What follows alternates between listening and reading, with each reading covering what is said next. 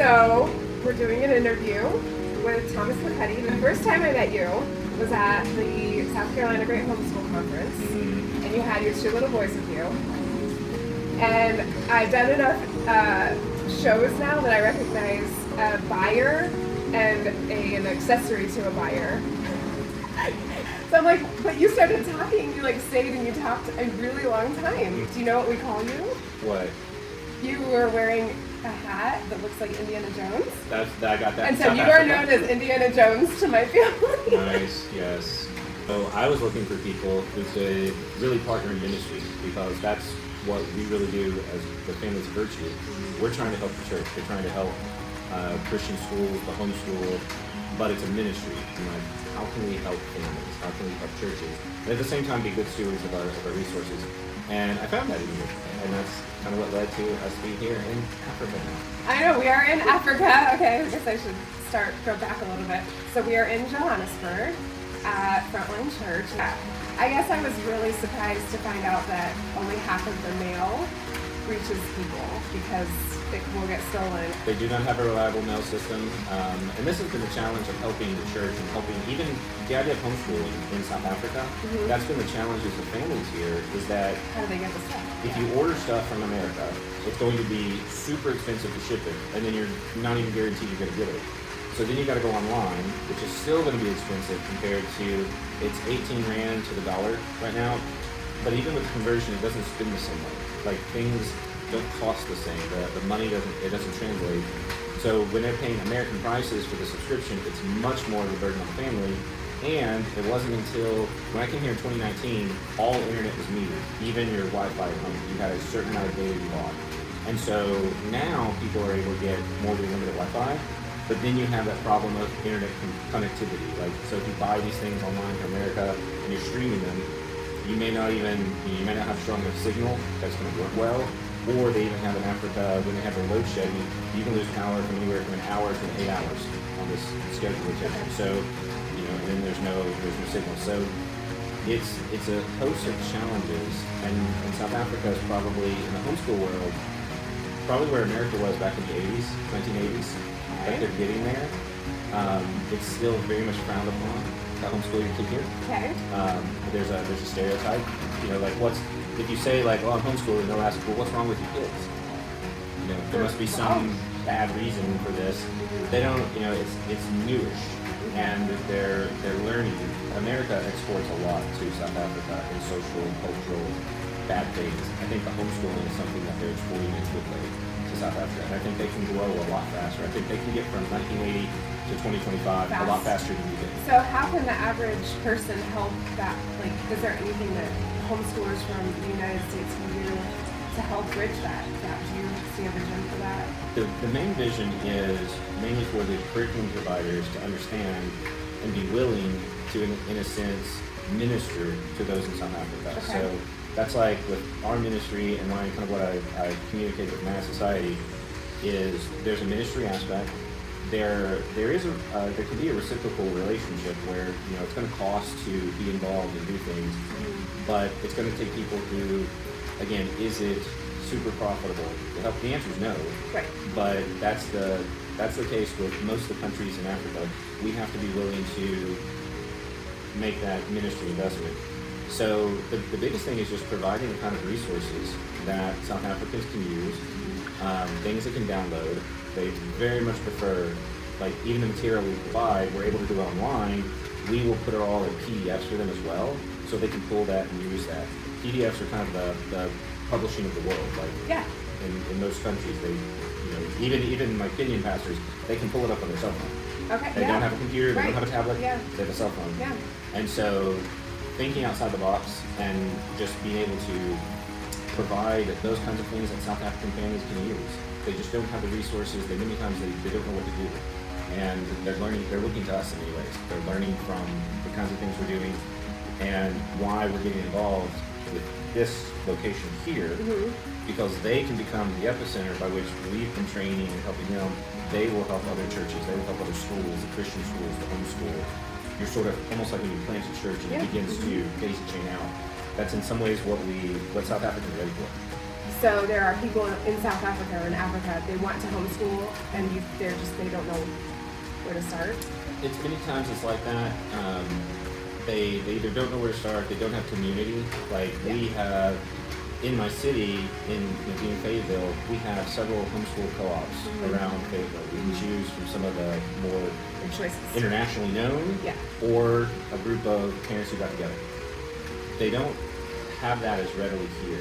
There's some locations where certain key people have started that and it's beginning to daisy chain out a little bit, but it's still, many just feel, they're on their own. And so that's in some ways. Like in the 80s. Yeah. I had one friend homeschooled in the 80s. One. So that's where, for some of the homeschool families, that's why in our ministry, we've done through Zoom training and provided these kinds of things, not just for the children, but also for the families as well. Because when we focus on character development, parents and kids need that. So it's been something that's ministered to the whole family. At the same time, they've learned, they've grown. And there's a sense of they appreciate not being alone. I mean, their friends are across the ocean, across the pond, as we say. But even then, having that and building from the ground up, and they still in South Africa, one of their biggest concerns is like it was in the 80s. You're going to be homeschooled. How are you going to get into college? They're still frowned upon, whereas many colleges in the United States are actually it's not that way. They recognize that homeschoolers are actually really well trained. And independent thinkers, very much so, and that's really what they need, is that kind of encouragement to be shown, and to tell parents you can do this. Like this is good. That you can educate, or even for those that are in the state schools or private schools. That's the other thing I encourage families is you can still educate your children. Like, you don't have to leave it entirely up to them. Yeah. But providing those kinds of resources, that kind of training, that is the trick is just getting it over here. Okay, so you have the Virtues curriculum. We actually print in South Africa because it's way cheaper. And so we're able to actually get it to the South Africans at South African prices. We don't have to charge the American dollars because, and we also don't have to ship it. We can go pick it up, and that's what I have to do. I have to go to Pretoria, pick up the actual shipment, and then that's what I do. I'll start distributing. So that's one of the ways we're helping from that side. We also do, particularly Frontline, we do the apologetics, defending the faith, and what is true, how do we understand the Christian worldview, how do we answer questions, all of those components. So that is in development. We've been doing this, we're in our third year. Well, I was just talking to leadership, we got 2 more years after this before we do grades 1 to 12. That's the kind of thing, it doesn't exist in South Africa. It barely exists in the United States. You cannot find really an apologetic curriculum, especially for elementary kids. So that's in some ways why God pressed upon our heart to do these things that we want us to do. And in many ways, we have a hub here with this church that they just talked to the leadership, just said, how can we send this out? How can we begin equipping families and churches across South Africa? So it's kind of what I encourage people. If you think outside the box, you can get some pretty creative ways to do, in many ways, missions. And this is, people think missions, we're going to go dig a well. We're going to go, we are out of school, so that was that nice. I don't know where it's coming from. Yeah, that's the bell. God is calling us. Classes are changing. Okay. But, people think about missions, digging a well, building a house. That's because I think that's what a lot of people do, go down to Mexico and help these impoverished towns. Yeah. But there's other ways in doing missions to help the South African families and churches to be strengthened. Yeah. And that's mission work as well. Yeah. And that's why I see even doing these kinds of materials, it's part of our mission. Okay. It's part of how we're going to really change the world over the course of generations. It's a long game. We understand within homeschooling, we want our kids to grow up and we want them to be well-functioning adults, but we want them to be good people. So that's why, even in America, we started this. And part of the reason, people always ask me, why South Africa? I've been to China, the Philippines, Nepal. I've been to these different countries on mission, but it was in South Africa, they're ready. So our material is designed, the question is, what is the historic Christian faith and how do we defend it? What are all the ideas that go into that? And so we operate on the 4 cornerstones of apologetics: truth, God, the Bible, Jesus. So those are the 4 content areas. So the whole year is centered around with some first lessons. What is apologetics? Who are apologists from the past? Who's apologists of the present? Where do we see it in Scripture? So first 4 lessons, intro. then we go into what is truth, what is skepticism, relativism, people, how we define it. And so we ground it in Scripture. Our unique approach to apologetics is also not just feeding the head, because that's a lot of information, but to build the character so we don't have the knowledge that puffs up. So that's why it's called virtuous apologetics. All right. And so, right, and that's why we do that, is because honesty is a virtue, but you want to do that the right way. You don't want to be tactless, and a lot of apologists they tend to be brutal. And so, and I say that as that's my doctorate is in apologetics. So I speak from experience. Like I said, we can be brutal. We can be brutal. And so, by the time you're done, you don't just know how to defend the faith.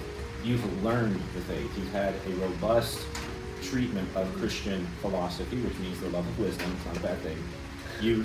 People get that we've talked about jargon. Yes, well, and how like different churches. I mean, a lot of the jargon means the same thing, but it's like a little scary when it's someone else's jargon.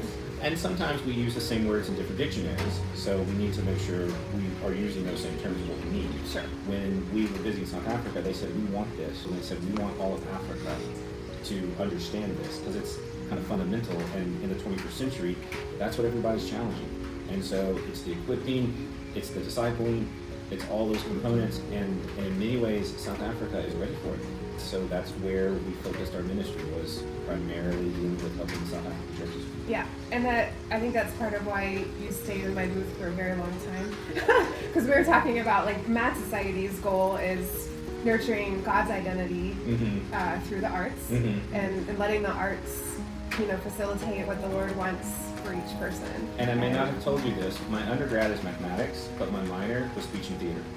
So You've not told me that. Was speech and theater? Well, that was the program. So you could go like you had to put like a technical term on top of the art. you could choose to go like doing public speaking, and you could choose like the theater. So I had to take acting 101. I had to, I read Stanislavski books, and I remember those things. And so from that side, apologetics is a discipline that brings all thoughts captive, like Paul says in Corinthians. Okay. And so that's why I recognize things like the arts and even the what we call the traditional liberal arts. All those pieces, and even my training as math is what led me into apologetics. When I could apply these mathematical ideas to the concept of God and understand His nature, I was like, I get this. This makes sense to me. I'm like, wow, this is exciting. So there's I know not everybody likes math. I get it, but it's connected. And yes, it is. Because God is the creator of all these things. Yes. So all these disciplines reflect Him. So that's why, and to be clear, when I came to your booth and I've been talking to you, you pulled up a stool and you said, let's sit down and talk. So I may have stayed a long time, but I stayed by invitation. So I know. Okay, yes. That sounds like me, yes. Well, but also, those are the things that you can look back and recognize that was the Lord, clearly. It's like why we drove all the way down to South Carolina. I didn't even sell enough to cover my costs. But I met you, and I'm thankful that Mad Society has always, from the start, my goal is ministry, and I think it has allowed me to treat it that way and not have that pressure, and to just enjoy it. I recognize that when I first met you, and that's why I stayed and talked. Yeah, and truly, that the Lord blesses that you we are reached an age where we can start to think about our next season of life and what we're going to do with that. And my husband has health insurance, and so I'm blessed with the ability to do that. Are you hoping that other curriculum writers join you? We're from Fayetteville, so that's Fort Bragg, so Special Forces. I ministered in Fort Bragg in the area, and a lot of the soldiers there, being Special Forces, they talk about you get a small group that goes in, they can do a lot more than if you sent them out. Yeah. And so, in many ways, the small ministries, the small families, can have a bigger impact. Yeah. They have a freedom of movement that the largers don't. So this is my encouragement to people. This is why, like who are we? Like, I was just a guy who I was working for a parachurch ministry. I worked as a pastor for 20 years. So, who and what am I? I had connections, and they said, "Can you do this?" And I said, I can shift my life around and I can do this. And that's what we began doing. And that's, I think, a call to many people who could help and support. People think, when I go to Africa, they're like, who are you going with? I was like, myself. Like, I don't have an agency. I also don't have overhead that way. Yeah. So with all that freedom comes this ability to do amazing things, and I want others to understand. I want others to know this opportunity is there. I don't want to. It's not just about us. But this is not our turf. This is not our territory. We're trying to do the things no one else is doing. And if a whole bunch of other people come in and start doing this, then we're going to be free. We're going to go run. We're going to go do something no one else is doing. Okay, so I completely agree with that. That, you know, I'm 43. I've reached an age where I'm like, wait a second. The people who are experts actually just decided that they were the experts, or other people decided they were. Like, it just takes bravery and a vision, and you just take the next step and the next step and the next step and the next step. It's not, I'm not qualified to do this, and I come in here and we're treated like celebrities simply because I wrote down what I was doing for my kids in my home, and other people were like, wow, and they don't know how much money I make or don't make off of my music, art, and drama math society curriculum, but I know I'm doing what I'm supposed to be doing, and when people see that, and then you can just be like, hey, this is how I did it, take it or leave it, they're like, I'll take it, because you've got, if there's an anointing on it, for sure, and that is magnetic, and they see Jesus in you, and that's what they're attracted to. It's not, you know, specifically music, art, and drama, or specifically apologetics, but it's Jesus. And it comes through the vehicle of what we're saying, hey, you do have to learn things in life, you do have to contribute to society, you do have to be able to raise your kids and read and write and all that. And so what we're given is just a vehicle to bring the gospel. And I think that's where Families of Virtue started in that same way. Like, I was just doing this for myself and the family. Yeah. And then all of a sudden, my wife was one, she was like, people need to know about this, people need to understand. And so that's an encouragement to the families that by doing this, you've done something good. You have that's your contribution. That's something you do. It might turn into more. I didn't realize Families of Virtue would become what it is, or would get established in Africa. No idea. But that's when in ministry, that's why I went in to make disciple makers. That's why apologetics is studied. That's our calling. Some of that foundation. For the biblical role is to make disciples. The Great not Commission. To make converts, it's disciples. So in developing that material, I teach at a Bible college in Fayetteville. Some of my students are pastors. They've immediately began taking that material and putting it to use. That is the greatest job review I can receive, is that it's effective, it's useful, lives are being changed. Okay, can I give you mine now? Absolutely. Is when the kids that I know that are going to be artists, when they look at me like, like, that, they light up, and that for me is like, I get to look at them and be like, you're created in the Lord's image, and you can make art, even though you're being tested on math, science, Afrikaans, and right, and but that's why the arts, it's not measurable, and it's also free, like independent thinking, and so a lot of people are afraid of that. Because you can't control that. And in that realm, and this is why of the classical virtues we teach, artistry, Greek techne, or get a word technique, is one of those virtues. It's one of actually the intellectual virtues. It's a practical one. Even though the arts are not as objectively measurable, there is a sense of well done versus not well done. Like, you can even recognize sometimes when something is not done with the skill that they could have. Yes. Now there's all kinds of different modes of artistry, but in that realm there's an element of, did they give it everything they had? Yeah, and so the prudence comes in, did they do the right thing the right way? Because if you're, like when I'm watching a movie and I'm watching a parody, that's one kind of acting skill versus a drama versus an action movie. And so they don't all have to be method actors. That's not what makes the good actor. It's about doing that thing well. And that's where, in teaching the kids, not just to do this play well or to play this instrument well, my son plays guitar, but by learning these skills, there's a virtue that grows, because as you do things well, that reflects Christ. He called us to do things well. He didn't call us to do things badly. And so you can take art and you can do it badly, in a sense. Not wrong, but you can not give it your best effort. Right. When I still had to do math. Correct. Yes. And just saying, I had to do it well, or I didn't get an A, even though I hated every single second of it. Yes, and that's where you learn things what like the virtue is that? Fortitude, when you learn how to endure. Yes. Yeah, fortitude and everything. Enduring I needed that from you, Thomas. Yes. So fortitude. So the cool thing about homeschooling, for anyone who's thinking about homeschooling and they're like, I don't know if I'm qualified is that you get to learn everything with your kids. And I actually learned way more just with them. Like I didn't have to know it before I taught it. We just read it together and you learn it with them.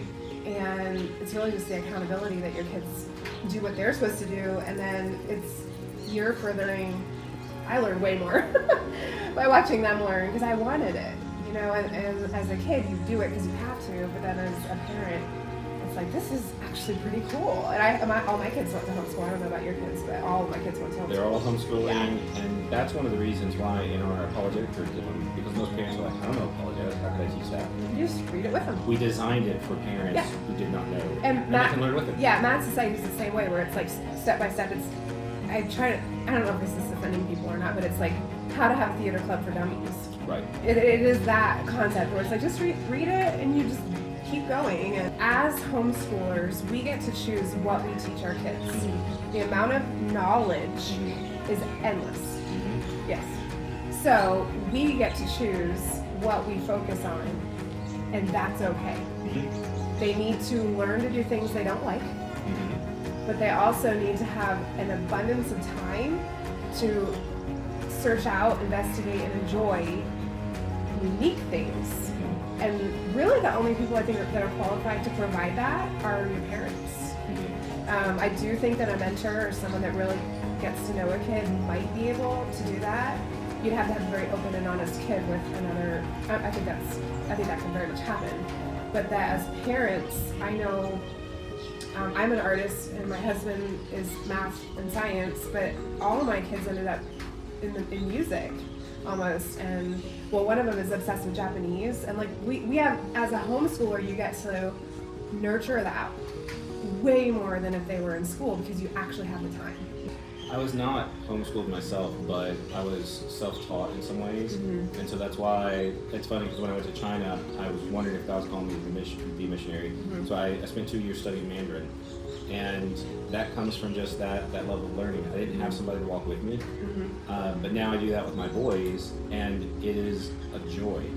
It takes time out of my day, and again, I work from home, so it's a little easier. But even then, sometimes we just have to push things to the night. And some things that they're letting my wife is able to teach, she sends to me for the languages. So that's why my husband and I divvy out what we're good at. 2 doing Latin, 1 doing Greek, because those are my strong suits. Yeah, so which they couldn't have done in public school. They could not have. Yeah. But we're really off curriculum. So on that issue, like there's tons of Latin books out there. People ask me which one are you using, and I'm like, well, not really. I'm sort of going my own route because I know it well enough, and most of the books are geared towards reading Julius Caesar and the Aeneid. And I said, we're going to focus ours on virtue and Christian writers. And we're going to get that vocabulary. It's the same grammar. Yeah. And my boys are like, me, I'm going to actually be able to read Aquinas. I'm going to be able to read like Augustine. And, you know, and my 2 that are doing Latin, yes. The other is going to be able to read the Greek fathers, because that's where we're going to be with, and the Greek New Testament. But, in Latin, we still have a Latin Vulgate, so we are able to interconnect Bible study, church history, all those things, even just with Latin, and that goes back to that creativity. And parents can do that. And the only reason I even know Latin, I took it in high school because I was a GPA booster. So for me, I tell parents, like, things. Yeah. Play with that. Yeah. Well, you get to layer it. One of the best pieces of advice I got when my kids were starting to read is let them read whatever they want to read. If they want to read car magazines, then they can actually learn to read something they like, and you're spending time with them, and it is education, but it's actually just like beautiful time with your kid where you have a unified goal. And so it's like, it's like multi-purpose or multitasking, like all those things sort of bundled in there together. And then for us, because I do believe we're all called to have a heart of missions, like who is your mission field? That every human should have a vision for that, and if you don't, that you could just ask the Lord, what is my mission field? And if you don't have one, then you should be serving someone else's mission until you get yours, so you understand what yours is. And that's why you teach Sunday school, that's why you volunteer places and like have those opportunities to build the skill sets, so that when you get called to go to South Africa, you're like, I have the resume to be able to handle this. Right. And also the virtuous resume to be like, Everyone here thinks I'm really cool because I'm bringing a play to their school, but I don't need them to know my name after I leave. I think one of the last thing I'll end with is I was just having a conversation with the pastors about this concerning the school. One of my other principles I operate with is quality over quantity, and I think we get in that trap of people ask me like, well, are you going to teach your son calculus, my oldest? And I was like, probably not, because he's not strong in math. So we're going to give him the foundations. We're going to give him the things he's really going to need. But we're not going to push that. He doesn't have to. Like, none of my kids necessarily have to learn calculus. My wife and I both learned calculus in high school. Okay, but it doesn't mean that they've had a better education if they've had calculus. It doesn't mean that they're having a better, quote, quote, better education by learning Latin. There's an element of bringing all these pieces together, and even with the Latin, we're not even going at the normal pace because we don't need to. And I think many parents feel this pressure, I have to do all this stuff. So I asked, we did a family conference here, and I asked the parents, I said, I want to see hands. You got two options. Your kid grows up and becomes a completely successful, by all metrics, CEO, bringing in the money, you'll never have to worry about retirement because your kid can take care of you, but it's an absolute jerk and terrible human being. Okay, that's option one. And we know some of those. Okay, option two, your kid grows up and is not stable in the workforce, the job is not the kind of career that's going to make them money, they're going to struggle financially, and it's not even a job that has high reputation, but they are well thought of by all men, women, and animal that they are everybody recognizes that's a quality human being. And so I asked the parents, I said, which one do you want? And almost all of them said the second one. They want a good human being. They want somebody that everybody looks to that's Christ-like. But I said, I can guarantee you the majority of you are all training your kids to be the first one. And I think homeschooling gives us that opportunity to reverse that trend. And I think parents need that vision of who do you want your kid to be versus what subjects do you want them to have experienced? Because you first plan what kind of adult you're forming, and then those subjects will get you there. Will serve that purpose. If you don't have to engage them. Yeah. I think parents need to hear that. I think they need to hear it repeatedly. And I think they always need to evaluate, why am I doing what I'm doing? Because you want to do the right thing at the right time, in the right way, for the right reason. All that prudence, virtue of prudence. And it's something that requires us to evaluate because our nature, our sinful nature, draws us to the side of that virtue, which is called the vice, and it's the root of all sins. So parents just need to, again, almost reverse engineer what are they looking at, how are they going to get there, and have the freedom to do it. And if your homeschool does not look like everybody else's, then it's okay. It doesn't matter. If you're doing what's good, then you can sleep well at night. I will not sleep well if everybody's happy with what I did, but I didn't do good. Right, and we have the privilege of living in a country where we have the ability to do that, and a lot of people don't. And a lot of people do have to work, and do I think that you can help your kid can go to public school, but still think outside of the box? Because if you're going to public school, you're in a box. But other people are making those decisions for you, and that can be okay. I appreciate that there's freedom to decide those things, and I would never look at someone that has their kid in public school and say you're sinning. Right. Because I do think those paths, as long as you're saying yes with the Lord, then that can be turned for used for good if you love Him. Absolutely. But yes, that homeschooling offers that unique opportunity. What do you see for Mad Society in Africa? What do you see me doing next? Because I came down here, I Zoom called to start a Mad Society. They're using my play. I think I know what I'm going to do. Like I'm basically going to help the kids be encouraged to make this not stressful on the teachers, because being creative isn't about aiming for perfection. It's more about having that process, like a goal, and then letting the kids learn leadership and be creative, which if they're into something that's creative, like if they do 3D printing, that student should be able to bring that to the play. So that's like the Mad Society vision, is to not aim for Broadway, but to do Little Women in the Attic, where the Little Women made newspapers. Like they created their own little Pickwick something or other. So if there's a kid that likes that they'd be able to bring that to the theater, what they're going to produce. So that's kind of like my goal, is like bring theater that promotes creativity instead of perfection. So my vision with that and bringing you here was very much the grassroots movement, that as word gets out and homeschool families are like, what can we do? I'd love to do something like this. They have an option. They have something in country that can be used, because if it's been, there is an element, if it's been done in South Africa, then other people are like, oh, wait, it can work for me then, because there's so many things in the States that just don't work over here. And so by planting feet, ideally, like I would like to see, simply because you've got something good, other people need to experience that. Christians need to not be scared to create. We should be at the top of every field across the board. We have the Holy Spirit to help us make our decisions. Including math and science. Yes. Yeah, I just not coming out of my home. But isn't it beautiful, like how you are passionate about something, and how you raise your family is so different than the way we raised our family. And like our goals and our curriculum and our daily life, and we're all believers and we're humans, but it's an infinite number of choices that you can make every day. But here we are in South Africa together. Absolutely. Yeah. We'll see what the Lord does with it. Because there's oneness of spirit, and when you're being obedient, it's pretty stinking cool, right? Indeed. Yeah.